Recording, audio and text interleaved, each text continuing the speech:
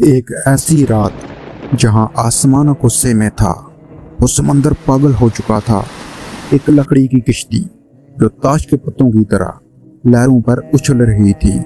मुसाफिर खौफ से चीख रहे थे। मौत इनके सामने खड़ी थी और इसी दौरान एक शख्स कश्ती के कोने में खामोश खड़ा आसमान की तरफ देख रहा था। वो कोई आम इंसान नहीं था, वो वक़्त का नबी था। लेकिन इस रात फितरत का कानून बदलने वाला था। एक ऐसा सस्पेंस शुरू होने वाला था जिसका तस्वर अभी इंसानी अक्ल नहीं कर सकती।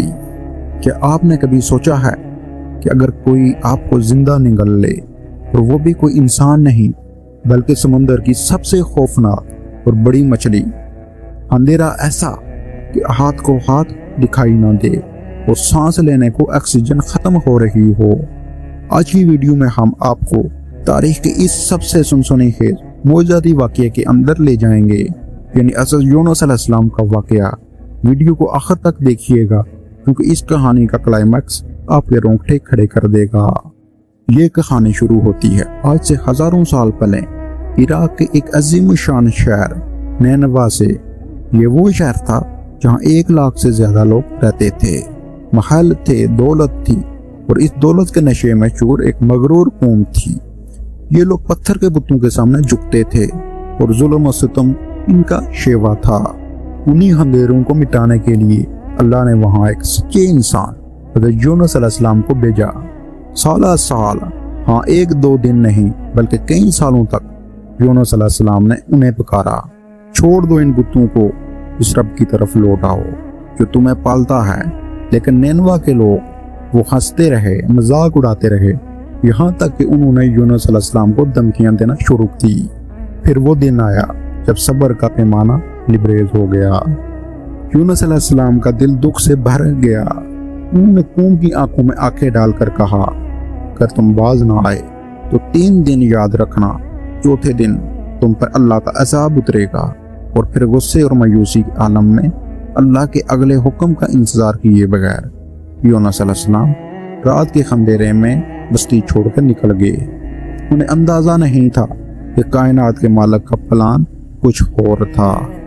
अगली सुबह नैनवा के लोगों की आंख खुली तो मंजर बदल चुका था। आसमान पर आम बादल नहीं थे बल्कि खूनी और स्याह रंग के बादल बस्ती के ऊपर आके रुक गए थे। दिन के वक्त रात का अंधेरा छाने लगा। बस्ती की दीवारें कांपने लगी। लोगों में भगदड़ मच गई। यूनुस कहाँ है? यूनुस को ढूंढो। लेकिन यूनुस बस्ती में नहीं थे।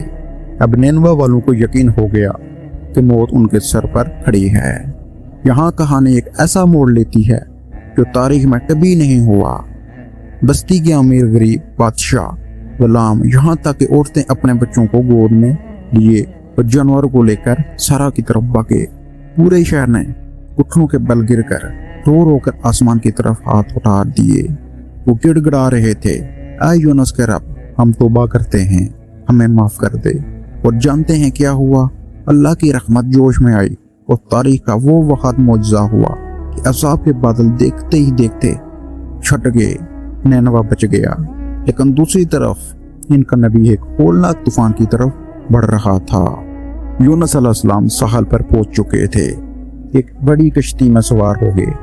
कश्ती जैसे ही खुले समंदर के बीच पहुंची, अचानक फितरत ने अपना रुख बदला। लहरें पहाड़ों जितनी ऊंची हो गई। मुल्ला चलाने लगे। कश्ती डूबने वाली है, इसमें कोई ऐसा शख्स है जिसकी वजह से रब नाराज है।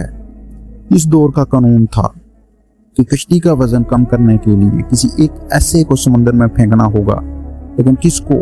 फैसला कुरान अंदाजी से होना था। एक बर्तन में नाम डाले गए और पहला नाम निकला यूनुस का। मुल्लाओं ने कहा, नहीं, ये शख्स तो चेहरे से कोई अल्लाह वाला लगता है। दोबारा कुरा डालो। दूसरी पर्ची निकली, फिर यूनुस का नाम। तीसरी बार पर्ची निकली, फिर यूनुस का नाम। अब कोई शक नहीं बचा था। यूनुस अलैहिस्सलाम मुस्कुराए। वो समझ गए कि इनके रब का इंतबाह है। उन्होंने किसी खौफ के बगैर उछलते हुए समंदर की लहरों में छलांग लगा दी। वो किसी दोज़ख के दाने की तरह खुल चुकी थी। पानी के अंदर बिल्कुल खामोशी थी, लेकिन ये खामोशी तूफान से ज्यादा इबरतनाक थी। इसी लम्हे समुंदर की गहराई से एक वेव कलसाया उभरा।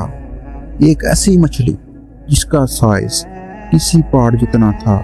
اللہ کا حکم ہوا یونس کو نگل لو، لیکن خبردار اس کی ہڈی نہ ٹوٹے اور نہ گوشت کو نقصان پہنچے۔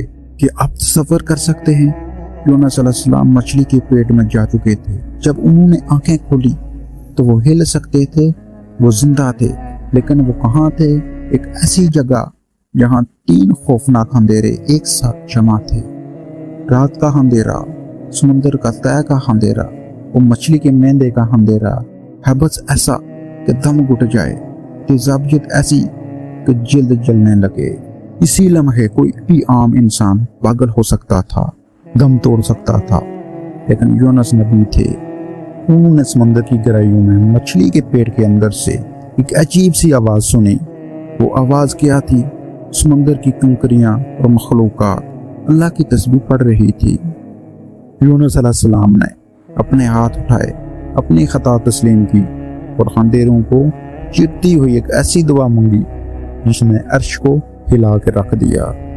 وہ دعا یہ تھی، لا الہ الا انت سبحانک انی کنت من الظالمین، یعنی تیرے سوا کوئی معبود نہیں، تو پاک ہے، بے شک میں ہی قصوروار تھا۔ دن گزرتے گئے اور یونس مسلسل یہی ایک جملہ دہراتے رہے، یہاں تک کہ آسمان پر فرشتوں نے کہا، اے رب، یہ کسی جانی پہچانی آواز ہے جو زمین کے کسی ایسے حصے سے آ رہی ہے جہاں کوئی نہیں جا سکتا۔ اللہ نے فرمایا، یہ میرا بندہ یونس ہے۔ اور پھر معجزہ ہوا، اللہ نے مچھلی کو حکم دیا، مچھلی سمندر کے کنارے آئی، اس نے یونس علیہ السلام کو ساحل کی ریت پر اگل دیا۔ جب وہ باہر آئے تو وہ ایک نوزائیدہ بچے کی طرح کمزور ہو چکے تھے۔ مچھلی کے پیٹ کی گرمی نے ان کی جلد کو بالکل نازک کر دیا تھا، جہاں دھوپ کی ایک کرن بھی تکلیف دے سکتی تھی۔